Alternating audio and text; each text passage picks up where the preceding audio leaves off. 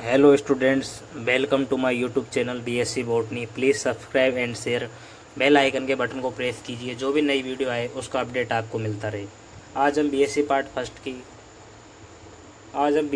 First के paper third unit first algae का intro. First lecture के अंदर हमने एलगी का इंट्रोडक्शन, सेकंड लेक्चर के अंदर हमने एलगी का क्लासिफिकेशन पढ़ा था। अब थर्ड लेक्चर के अंदर शैवालों का सुखाए संगठन या एल्गी थैलस ऑर्गेनाइजेशन के बारे में डिस्कस करेंगे। आपको जो भी प्रॉब्लम हो आप उसका जवाब कमेंट बॉक्स के अंदर लिखिए।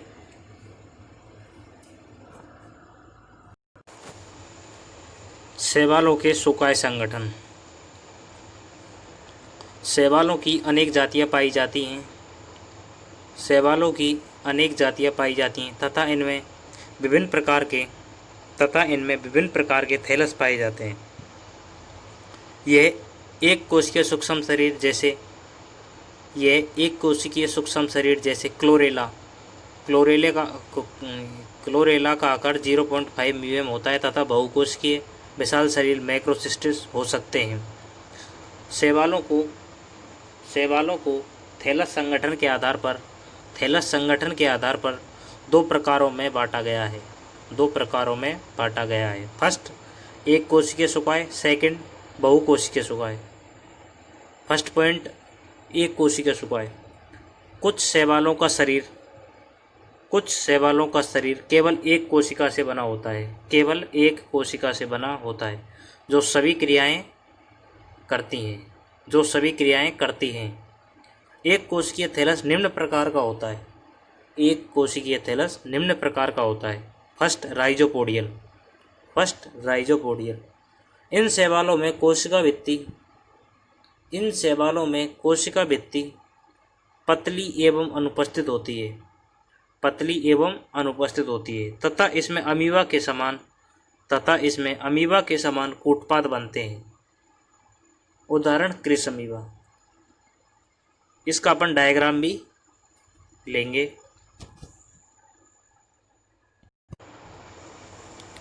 सेकंड, गतिशील कशाभिक। कुछ एक कोशिकीय शैवालों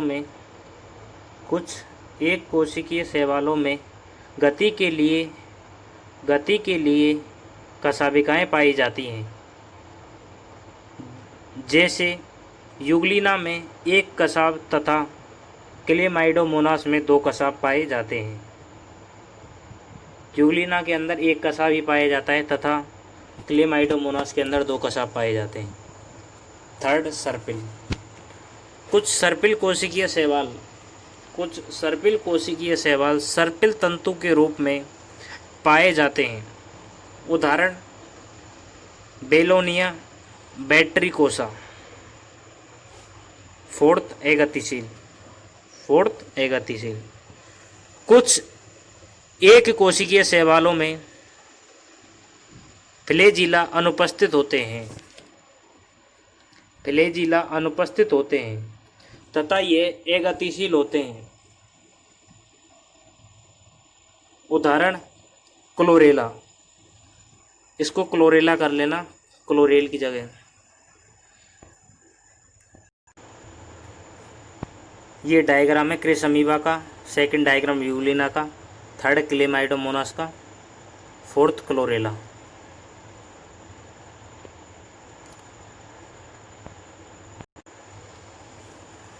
सेकंड, बहुकोशिकीय सुखाए। अधिकांश शैवाल बहुकोशिकीय होते हैं। इनमें निम्न प्रकार के सुखाए पाए जाते हैं। ए, कॉलोनियल। यह दो प्रकार का होता है। फर्स्ट, समूहन। सेकंड, सममंडल या समखंडन। बी, तंतुकीय। सी, नलिकाकार। डी, मृदुतकीय। ए पॉइंट, कॉलोनियल। शैवालों की अनेक कोशिकाएं श्लेष्मा में एकत्रित हो जाती हैं। श्लेष्मा में एकत्रित हो जाती हैं, जिसे निबे या कॉलोनी कहते हैं। जिसे निबे या कॉलोनी कहते हैं। कॉलोनी दो प्रकार की होती है, फर्स्ट समूहन, सेकंड सममंडल या समखंडन। फर्स्ट समूहन, जब कॉलोनी में कोशिकाओं की संख्या निश्चित नहीं होती है, तो इसे समूहन कहते हैं। जो अलग अलग प्रकार की आकृतियों के रूप में पाई जाती है, यह निम्न प्रकार की होती है। तो की जगह जो कर लेना। इसमें ए पॉइंट है राइजोपोडियल। इस कॉलोनी में अनेक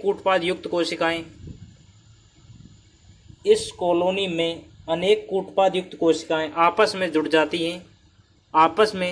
जाती हैं। उदाहरण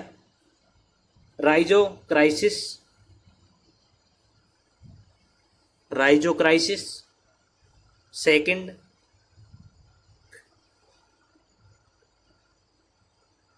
क्राइसोडिएस्ट्रम।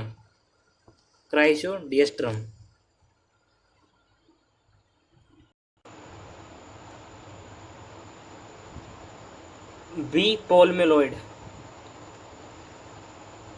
इस कॉलोनी में अगतिशील कोशिकाएं श्लेष्मा में बिखरी रहती हैं।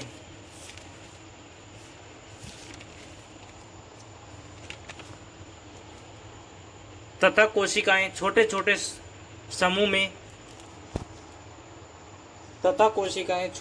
समूह में पाई जाती है।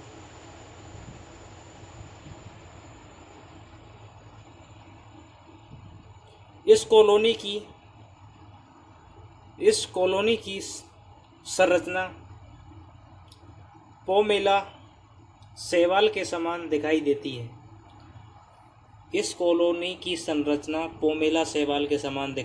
है। उदाहरण टेट्रास्पोरा। इसका नीचे डायग्राम भी है टेट्रास्पोरा का। सी वृक्षांग। इसमें कोशिकाएं श्लेष्मा द्वारा जुड़कर वृक्ष के समान आकृति बनाती हैं।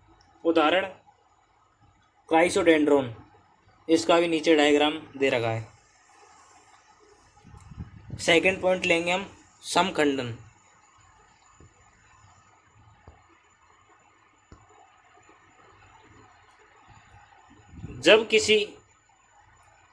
सेकंड पॉइंट है, थर्ड नहीं है, सेकंड समखंडन। जब किसी कॉलोनी में कोशिकाओं की संख्या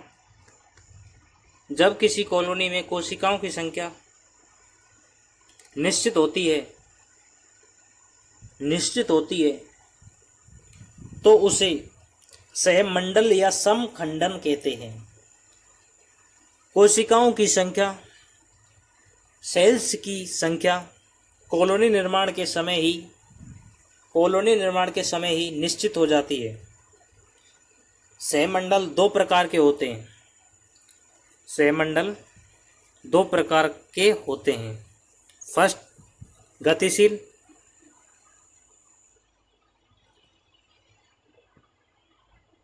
सेकंड अगतिशील।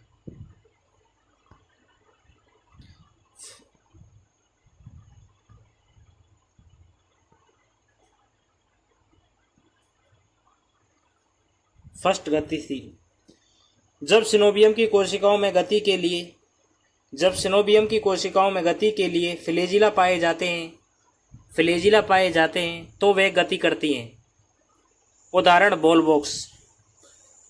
इसे लुढ़कने वाली बॉल भी कहते हैं। कभी कभी माइनर क्वेश्चन के अंदर पूछ लिया जाता है, फिलिंग द ब्लैंक्स के अंदर लुढ़कने वाली बॉल कहते हैं। भरना क्या है? Ball box. बॉल बॉक्स में कोशिकाओं की संख्या 500 से 60,000 तक होती है। सेकंड उदाहरण, पेडो रोइना। इसमें कोशिकाओं की संख्या 4 से 32 तक होती है।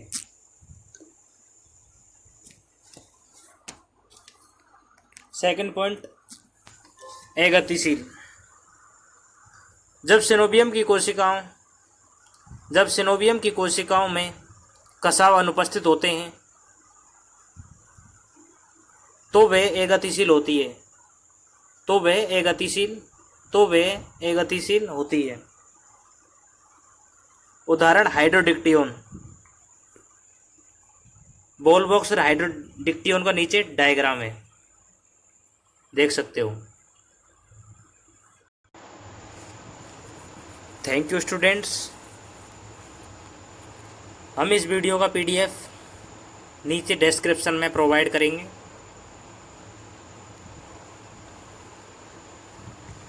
कोई भी प्रॉब्लम हो तो कमेंट कीजिए और वीडियो को ज़्यादा से ज़्यादा शेयर कीजिए और लाइक भी कीजिए। Thank you.